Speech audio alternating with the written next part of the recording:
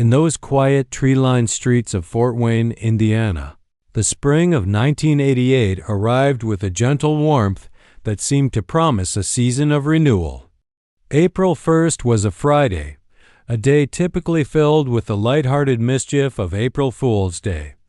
In the Hoagland Avenue neighborhood, the air was thick with the scent of damp earth and budding maples, a suburban sanctuary where the American dream felt anchored in the safety of unlocked doors and watchful neighbors. 8-year-old April Marie Tinsley was a vibrant thread in this community fabric, a second grader at Fairfield Elementary, known for her infectious laugh and a spirit as bright as the spring flowers she loved.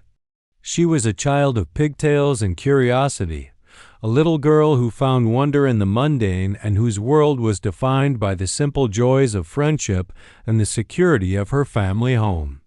As the afternoon sun began its slow descent, casting long amber shadows across the pavement, April asked her mother if she could walk to a friend's house just a few blocks away. It was the kind of request made 1,000 times in towns across the Midwest, a rite of passage for children growing into their independence. Her mother, Janet, watched her daughter head out, perhaps noting the bounce in her step and the way the light caught her hair. It was a mundane moment, one of those ordinary fragments of time that only later, in the cold clarity of hindsight, becomes a haunting threshold. April walked away from the safety of her porch, stepping into a golden afternoon that felt permanent, yet was terrifyingly fragile. She was a daughter, a sister, a classmate, a small person with an entire universe of potential ahead of her, moving through a landscape that everyone believed was safe. But as the minutes bled into an hour and the twilight deepened into a bruised purple, the familiar rhythm of the evening began to falter. The dinner hour came and went, but the front door remained silent. That first prickle of worry is a feeling every parent knows, a cold needle of anxiety that starts in the pit of the stomach and slowly radiates outward. Janet began to call, her voice initially steady, then rising in pitch as she moved from house to house. The neighbors joined in, their flashlights cutting through the gathering gloom, their voices calling out a name that should have been met with a cheerful response. The community, once a backdrop of serenity, suddenly felt vast and predatory. Every alleyway became a source of dread, every idling car a potential threat. By the time the police were notified, the atmosphere in Fort Wayne had shifted from concern to a suffocating collective panic. This was no longer just a missing child report. It was the beginning of a nightmare that would pierce the heart of the city. The realization that an 8-year-old girl could simply vanish within the span of a few blocks shattered the fundamental compact of the neighborhood. The silence that followed her disappearance was not peaceful. It was heavy, expectant, and cruel. In the darkness of that first night, as the search parties combed the parks and the authorities set up their command centers, the people of Fort Wayne were forced to confront an agonizing truth. The monster was no longer at the gates, it was already inside, and it had taken their most precious light. The heavy silence of the Indiana countryside was shattered 3 days later, on April 4th, when the morning mist clung stubbornly to the stagnant waters of a drainage ditch in DeKalb County. It was a place defined by its isolation, nearly 20 miles north of the warmth and familiar laughter of April's neighborhood in Fort Wayne. A jogger, seeking the rhythmic peace of a morning run along the gravel roads of Spencerville, slowed to a sudden, jarring stop. Something caught his eye amidst the reeds and the gray, winter-worn brush. There, discarded like a broken doll in the cold, unforgiving mud, lay the body of an 8-year-old girl. The news of the discovery traveled back to Fort Wayne with the force of a physical blow, a collective intake of breath from a city that had been praying for a miracle. It was the end of hope and the beginning of a long, dark winter of the soul for everyone who knew her name. The crime scene investigators who processed that ditch spoke only in hushed tones, their faces etched with a grim professional mask that barely hid a deep, visceral revulsion. The autopsy would later confirm the details of a true living nightmare. April had been sexually assaulted and strangled, her final moments on this earth marked by a terror that no child should ever have to imagine. But it was the clinical coldness of the disposal that haunted the veteran detectives the most. The killer had not just taken her life, he had attempted to strip away her very dignity, leaving her in a place meant for runoff and waste. Yet, even in that desolate gray setting, the essence of the little girl remained, a stark and heartbreaking reminder of the innocence that had been so brutally extinguished. The yellow dress she had worn was now a symbol of a stolen future, a vibrant color extinguished by a darkness that the community could not yet name. The impact on the culture of Fort Wayne was immediate and profound, fundamentally altering the very DNA of the city. The trust that had once allowed children to roam the streets until the streetlights came on evaporated overnight. Backyards that were once playgrounds became fortresses, and the sound of a screen door slamming was no longer a sign of play, but a signal to check the locks. Every stranger was now a suspect. Every passing car with out-of-state plates a potential predator lurking in the shadows. In the Tinsley home, the silence was no longer heavy with the anticipation of a child coming home. It was hollowed out by a grief so dense it felt like a physical weight. Janet and the rest of the family were forced to navigate a world that had become unrecognizable, a landscape where their vibrant daughter was now a static file number in a cold police cabinet. The community tried to rally, leaving flowers, handwritten notes, and hundreds of stuffed animals at a growing memorial, but the gestures, while deeply heartfelt, could not fill the void left by a single empty chair at a dinner table that would never be occupied again. As the weeks turned into months, the investigation hit a wall of agonizing frustration. Detectives followed hundreds of leads, interviewed known offenders, and combed through every scrap of evidence from that muddy ditch near the highway. They had developed a profile of a man who was likely familiar with the rural backroads, someone who could blend into the background of small-town American life without drawing a second glance. They looked for the outliers, the loners, and the men with a history of dark impulses, but without the forensic tools of the future, they were effectively fighting a ghost. There were no security cameras in the cornfields, no digital footprints to follow, only the fading memories of witnesses and the silent evidence that refused to yield its secrets. The trail began to go cold, and the sharp, piercing fear that had gripped the city began to settle into a dull, persistent ache. The case of April Tinsley became a shadow that loomed over Fort Wayne for decades, a reminder of an unsolved evil that remained among them, hidden behind a neighbor's door or perhaps a coworker's polite smile. It was a wound that refused to scab over, a story without an ending that left a generation of parents looking over their shoulders. People began to talk about the before and after, the time when the world was safe and the time after April was taken.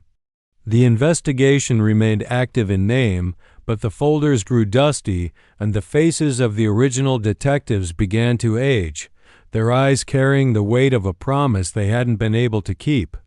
For 30 years, the killer remained a faceless phantom, a monster who had vanished into the very fabric of the Midwest, leaving behind only the echo of a little girl's laughter and a community that never truly learned how to feel safe again. The silence that followed the discovery in the Spencerville ditch was not a peaceful one. It was a hollow, ringing void that the killer seemed determined to fill with his own twisted narrative.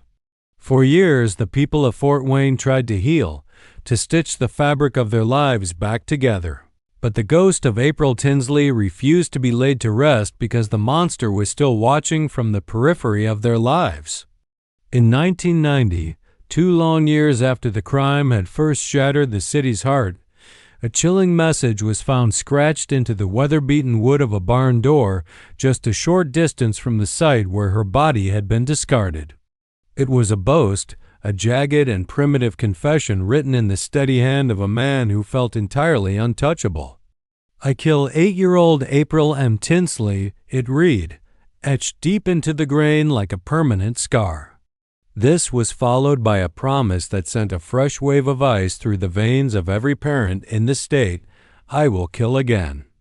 The words were not just a confession, they were a taunt, a way for the killer to insert himself back into the living world and reclaim the terror he had sowed. The investigation, which had begun to settle into the slow, steady rhythm of a cold case, was suddenly jolted back into a state of high alert. Detectives pored over the lettering, the choice of words, and the psychological profile of a man who would return to the scene of his greatest sin just to brag about it. This was not the behavior of a man who felt the weight of guilt, but of a predator who fed on the collective anxiety of a community. The barn door became a grim monument to a failure of justice, a physical manifestation of the fact that a murderer was still walking the same soil as the children he threatened. Every time a new lead emerged, every time a suspicious person was reported, the Tinsley family was forced to relive those 3 agonizing days in April. Their hope for closure was constantly dangled before them like a cruel lure, only to be snatched away as the leads turned to dust. The years bled into a decade, and then 2, and the culture of Fort Wayne became defined by a wary, hyper-vigilant protective layer. The children of the late 80s were now parents themselves, passing down a legacy of caution to their own sons and daughters. But in 2004, the predator decided to play his game once more, and this time, the cruelty was even more calculated and invasive. Across several different neighborhoods, residents woke up to find small plastic baggies left on the handles of children's bicycles or tucked onto their front porches. Inside were grainy Polaroid photographs of a man's lower body, capturing a glimpse of the mundane reality of the killer's life, but they were accompanied by handwritten notes that were agonizingly specific. They referenced April by name, they mocked the police for their inability to find him even after 16 years, and most disturbingly, they included used condoms. It was a visceral, sickening intrusion of the crime back into the very sanctuary of the home. The killer was no longer just a fading memory or a name in a dusty file. He was a physical presence, a man who had the audacity to touch the toys of innocent children while reminding the world of the girl he had destroyed. These notes were a psychological assault on the entire city. They weren't just evidence. They were weapons of trauma designed to prove that time had not diminished his power or his obsession. For the detectives, many of whom were part of a new generation that had been children themselves when April disappeared, these baggies represented a taunt, but also a massive forensic gamble by the perpetrator. He was leaving his DNA behind, seemingly convinced that the technology of 2004 was still no match for his anonymity. The community was left reeling, wondering if the man standing behind them in the grocery store or sitting in the car at the red light was the one who had spent nearly 2 decades obsessing over a dead child. The human cost of this prolonged game was immeasurable. It kept the wound of April's loss raw and weeping, preventing a mother from ever finding a moment of true peace. Every time the phone rang with news of a new note, Janet Tinsley had to face the reality that her daughter's killer was not only free, but was still actively enjoying the pain he caused. The case was no longer just about a single murder. It was about a city being held hostage by a phantom who refused to stop whispering his crimes into the dark. It was a psychological war of attrition, where the killer used the memory of an innocent girl to maintain his grip on a town that wanted nothing more than to forget him. As the months following the 2004 note stretched into years, the investigation once again slowed, but the psychological damage remained. The neighborhoods where the notes were found became places of suspicion. Neighbors looked at one another with narrowed eyes, wondering if a long-term resident could truly be capable of such depravity. The police department felt the crushing weight of public expectation. The DNA was there, The handwriting was there, and yet the man remained a shadow. This period marked a transition in the case where the frustration of the authorities began to mirror the despair of the public. They had the signature of a monster, but they still didn't have his face. The story of April Tinsley had become a dark folklore in Indiana, a cautionary tale that seemed to have no ending, only a series of terrifying chapters written by a man who believed he was a god in his own small, twisted world.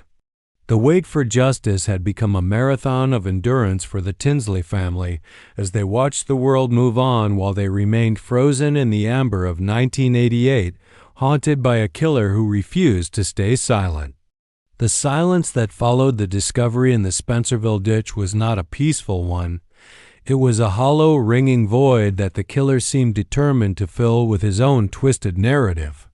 For years, the people of Fort Wayne tried to heal, to stitch the fabric of their lives back together, but the ghost of April Tinsley refused to be laid to rest because the monster was still watching from the periphery of their lives. In 1990, 2 long years after the crime had first shattered the city's heart, a chilling message was found scratched into the weather-beaten wood of a barn door just a short distance from the site where her body had been discarded. It was a boast, a jagged and primitive confession written in the steady hand of a man who felt entirely untouchable. "I kill 8-year-old April M. Tinsley," it read, etched deep into the grain like a permanent scar. This was followed by a promise that sent a fresh wave of ice through the veins of every parent in the state: "I will kill again." The words were not just a confession, they were a taunt, a way for the killer to insert himself back into the living world and reclaim the terror he had sowed. The investigation, which had begun to settle into the slow, steady rhythm of a cold case, was suddenly jolted back into a state of high alert. Detectives pored over the lettering, the choice of words, and the psychological profile of a man who would return to the scene of his greatest sin just to brag about it. This was not the behavior of a man who felt the weight of guilt, but of a predator who fed on the collective anxiety of a community. The barn door became a grim monument to a failure of justice, a physical manifestation of the fact that a murderer was still walking the same soil as the children he threatened.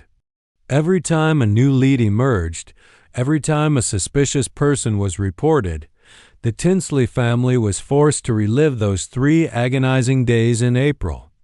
Their hope for closure was constantly dangled before them like a cruel lure, only to be snatched away as the leads turned to dust. The years bled into a decade, and then 2, and the culture of Fort Wayne became defined by a wary, hyper-vigilant protective layer. The children of the late 80s were now parents themselves, passing down a legacy of caution to their own sons and daughters. But in 2004, the predator decided to play his game once more.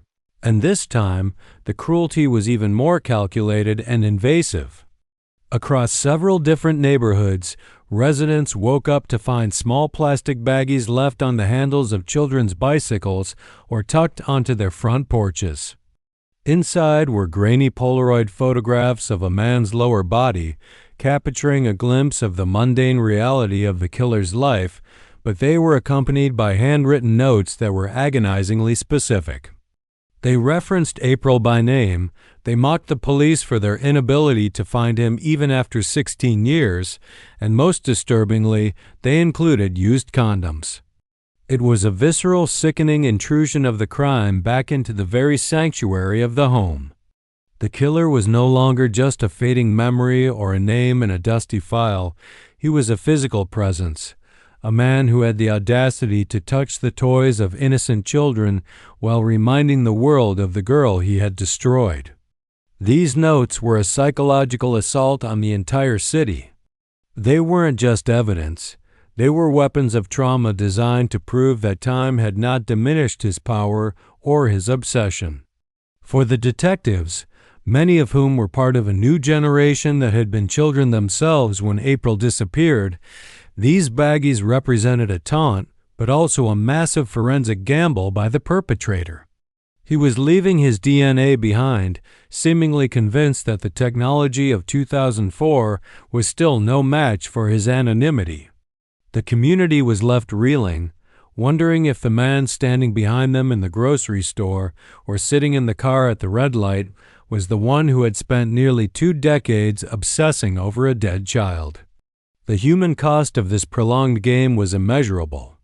It kept the wound of April's loss raw and weeping, preventing a mother from ever finding a moment of true peace. Every time the phone rang with news of a new note, Janet Tinsley had to face the reality that her daughter's killer was not only free, but was still actively enjoying the pain he caused. The case was no longer just about a single murder. It was about a city being held hostage by a phantom who refused to stop whispering his crimes into the dark. It was a psychological war of attrition, where the killer used the memory of an innocent girl to maintain his grip on a town that wanted nothing more than to forget him. As the months following the 2004 note stretched into years, the investigation once again slowed, but the psychological damage remained. The neighborhoods where the notes were found became places of suspicion. Neighbors looked at one another with narrowed eyes, wondering if a long-term resident could truly be capable of such depravity. The police department felt the crushing weight of public expectation. The DNA was there, the handwriting was there, and yet the man remained a shadow. This period marked a transition in the case where the frustration of the authorities began to mirror the despair of the public. They had the signature of a monster, but they still didn't have his face. The story of April Tinsley had become a dark folklore in Indiana, a cautionary tale that seemed to have no ending, only a series of terrifying chapters written by a man who believed he was a god in his own small, twisted world. For the Tinsley family, the wait for justice had become a marathon of endurance. They watched the world move on, watched other families celebrate graduations and weddings while they remained frozen in the amber of 1988. Every year on April's birthday, the pain would sharpen, a reminder of the life that was stolen and the justice that remained out of reach. The community continued to support them, but there was an underlying sense of helplessness. How do you find a man who exists? Only in the shadows and in the occasional, cruel message left on a child's toy. The DNA samples were processed and reprocessed as technology improved, but the databases remained silent. The killer was a ghost in the machine, a man who had never been caught for any other crime and therefore had no footprint in the system. This stalemate lasted for years, creating a sense of grim resignation. People began to fear that the killer would take his secret to the grave and that the truth would be lost to time. But beneath the surface, the seeds of a new kind of investigation were being sown. While the killer continued his life of quiet anonymity, the world of science was moving toward a breakthrough that he could never have anticipated. The notes, the photographs, and the biological evidence he had so arrogantly left behind were no longer just trophies of his crimes, they were the keys to his eventual downfall. The arrogance that led him to taunt the city would eventually be the very thing that led the authorities to his doorstep. But in the mid-2000s, that day still felt like an impossible dream, leaving Fort Wayne to grapple with the reality that the monster was still out there, silent for now, but always present in the collective memory of a town that had lost its innocence on a Friday afternoon in spring. As the calendar pages turned from the 90s into the new millennium, the case of April Tinsley began to occupy a strange, ghostly space in the collective consciousness of Fort Wayne. To the outside world, she was a faded photograph on a dusty poster, a tragic headline from a bygone era of neon colors and cassette tapes. But for the people who lived on Hoagland Avenue, and for the detectives who kept her file on the corner of their desks, April was a living wound. The passage of time in a cold case is a cruel paradox. While it offers the mercy of distance, it also breeds a suffocating sense of helplessness. Every year that passed without an arrest felt like a secondary betrayal of that 8-year-old girl who never got to grow up, never got to graduate, and never got to see the world beyond the borders of Indiana. The original investigators were retiring, handing over their notes to younger men and women who hadn't even been born when April disappeared, yet these new guardians felt the same heavy mantle of responsibility. They looked at her school picture, the one with the shy smile and the gap in her teeth, and they promised her the same thing their predecessors had: we will not stop until we find him. By 2015, the investigative team decided to embrace the cutting edge of forensic technology, seeking a breakthrough in the digital frontier. They turned to a company called Parabon Nanolabs, which specialized in a revolutionary process known as DNA phenotyping. This wasn't about matching a suspect to a database. It was about using the genetic material left in those horrific 2004 baggies to predict what the killer actually looked like. They were essentially reverse engineering a face from a microscopic strand of code.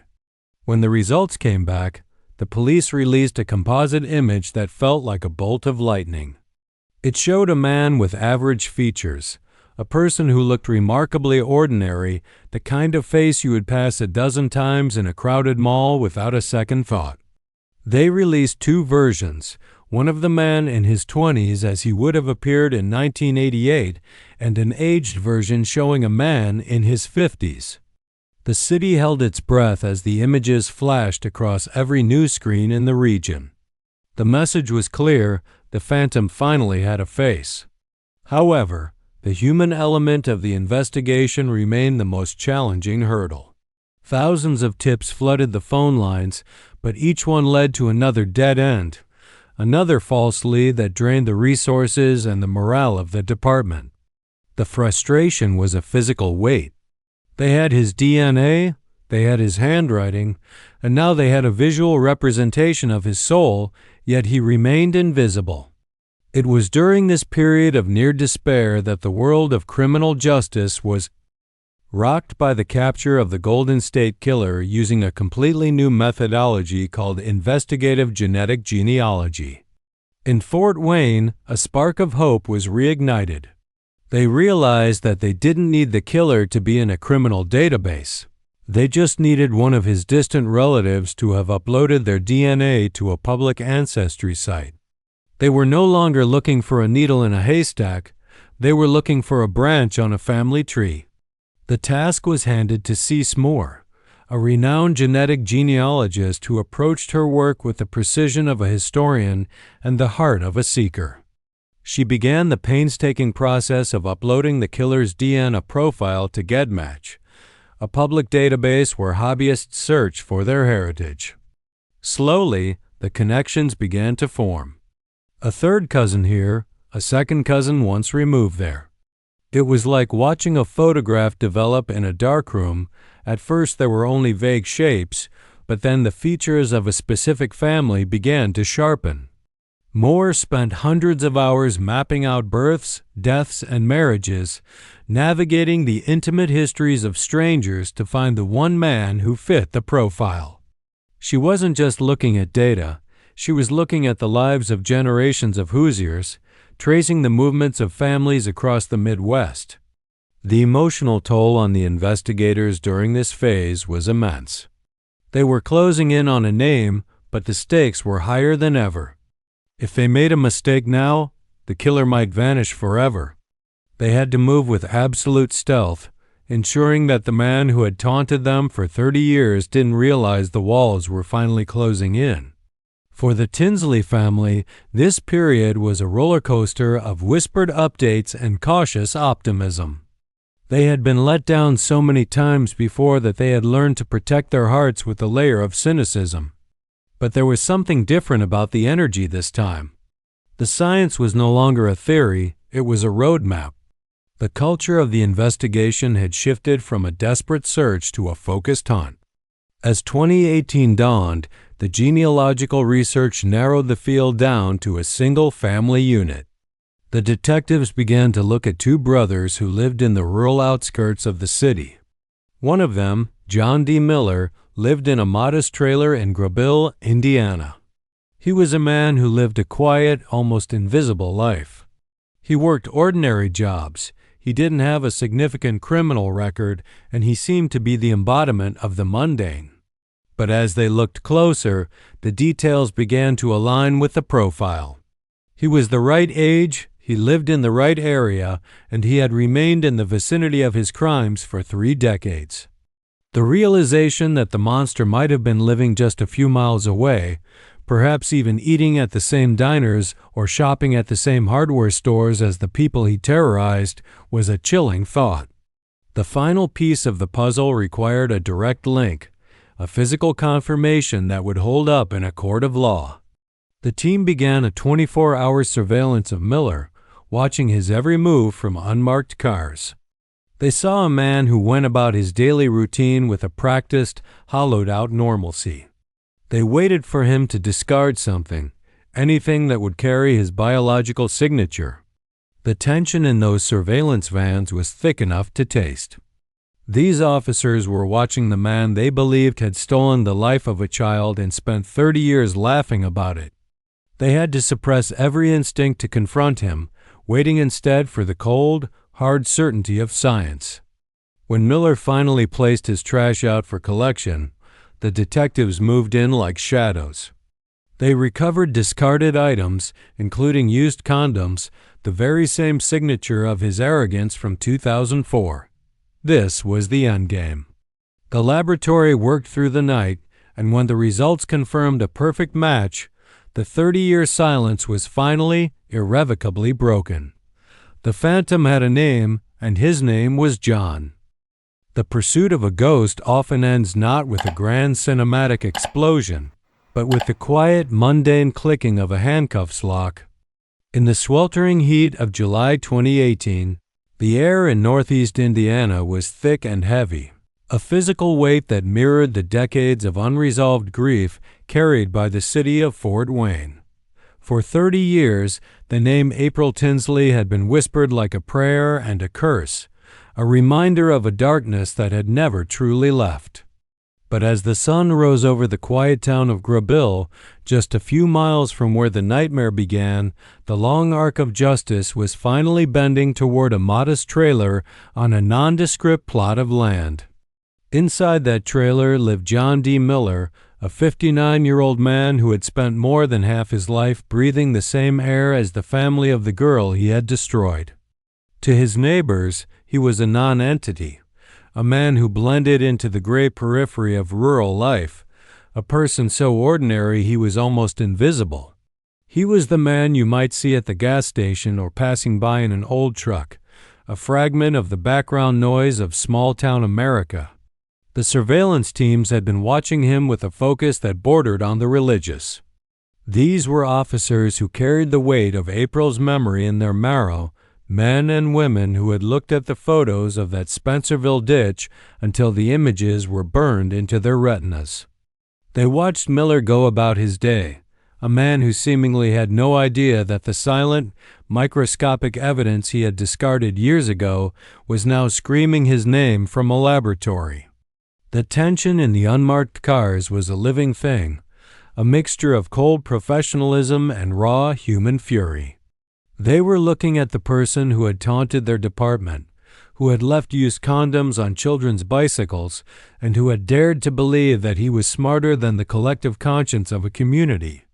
When the moment finally came to move, it was done with a surgical precision that left no room for the phantom to slip away again. On the morning of July 15, 2018, the silence of Grabille was broken by the arrival of the authorities. There was no high-speed chase, no dramatic standoff. When the detectives approached Miller and asked if he knew why they were there, the answer he gave was perhaps the most chilling moment in the entire 30-year saga. He didn't ask for a lawyer, he didn't protest his innocence, and he didn't look surprised. He simply uttered 2 words that had haunted the region since 1988, April Tinsley. In that moment, the mask of the ordinary neighbor fell away, revealing the predator underneath who had been waiting for this knock on the door for 3 decades. It was a verbal surrender that signaled the end of an era of terror.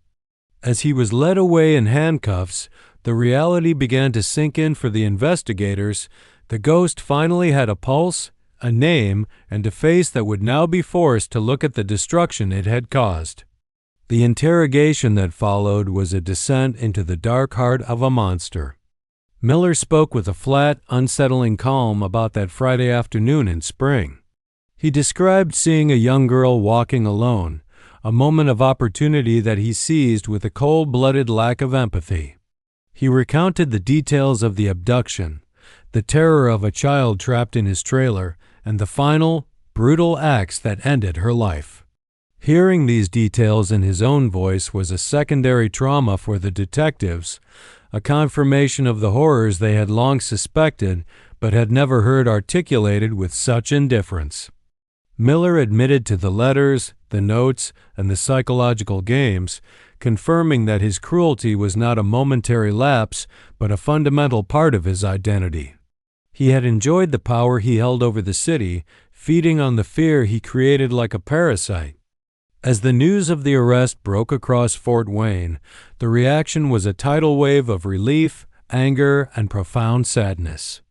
The collective breath that the city had been holding for 30 years was finally exhaled.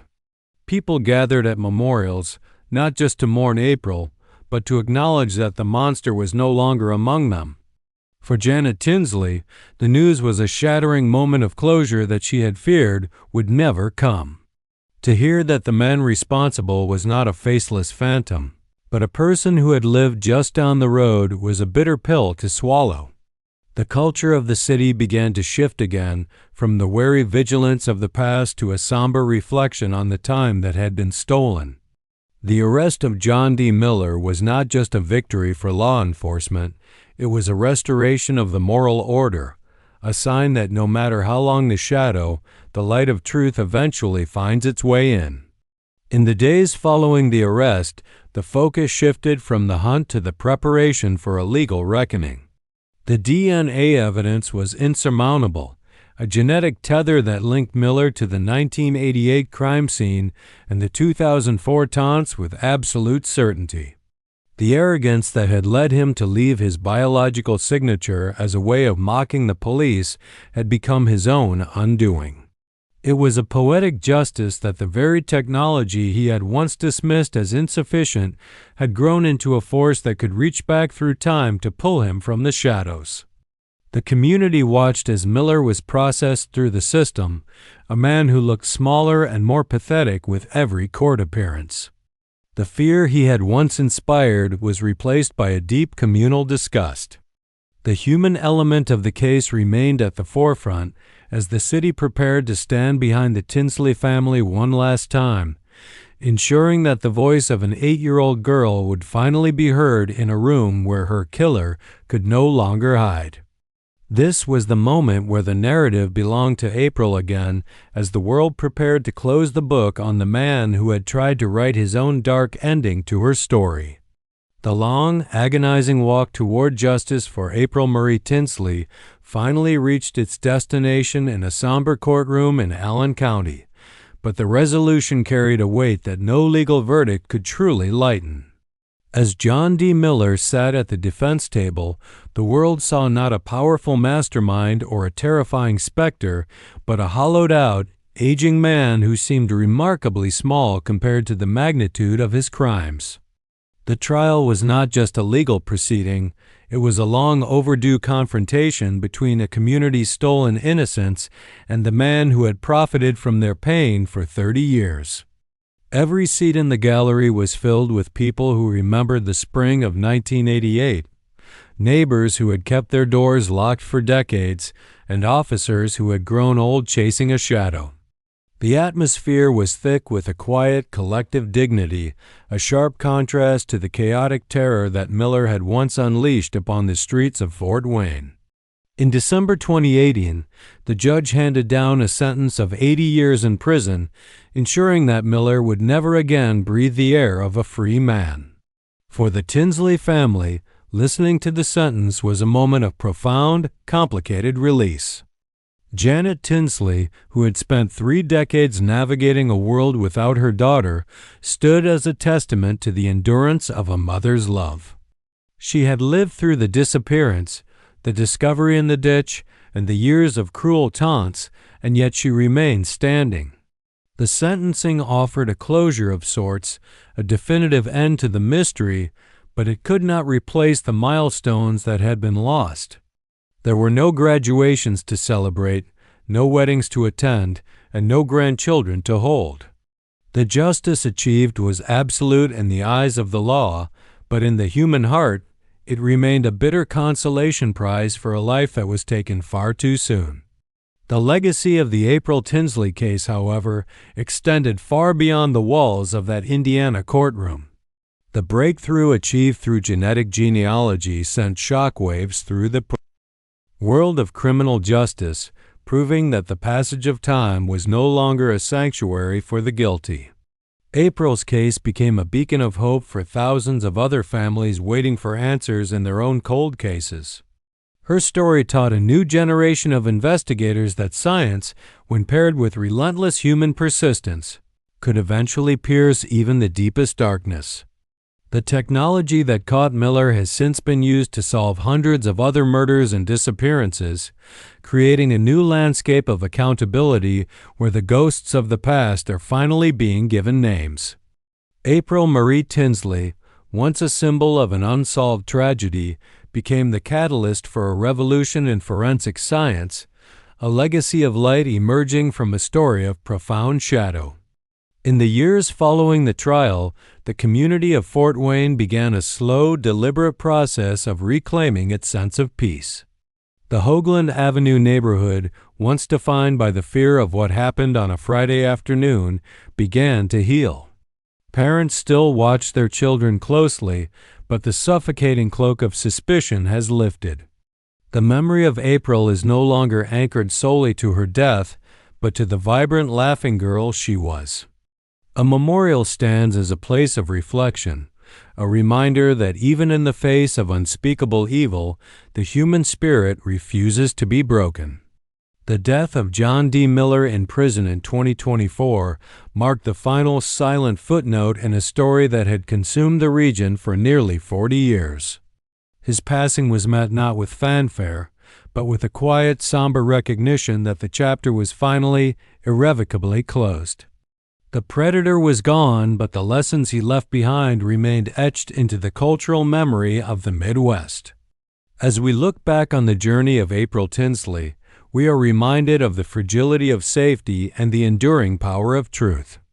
The story is a testament to the Thun who refused to forget, the detectives who worked in the quiet hours, and the family that never stopped believing that justice was possible. It is a narrative that speaks to the very best and worst of humanity, showing us the depths of depravity that can exist in an ordinary man, but also the heights of courage that can be found in an ordinary community. April remains forever 8 years old in the hearts of those who loved her, a child of spring whose name will always be synonymous with the triumph of light over darkness. The silence of the Spencerville ditch has been replaced by the steady, rhythmic pulse of a world that has moved on, but one that will never truly forget the little girl in the yellow dress who changed everything. The conclusion of this case serves as a poignant reminder that justice, however delayed, is a debt that must eventually be paid. It underscores the profound truth that no one is truly forgotten as long as there is someone left to remember their name. For Fort Wayne, the resolution of the Tinsley case was a restoration of the soul, a proof that the moral arc of the universe does indeed bend toward justice. As the sun sets over the Indiana fields, casting long shadows across the landscape where April once played, there is a sense of peace that was absent for 30 years. The story has been told, the evidence has been weighed, and the truth has been spoken. April Marie Tinsley is finally home, resting in the quiet embrace of a community that fought for her, cried for her, and ultimately ensured that her story would end not with a question, but with the resounding, undeniable clarity of an answer. Thank you for listening to this journey through one of America's most haunting cases, and remember to cherish the ones you love, for life is as precious as it is unpredictable. Stay safe, stay vigilant, and never lose hope in the power of the truth.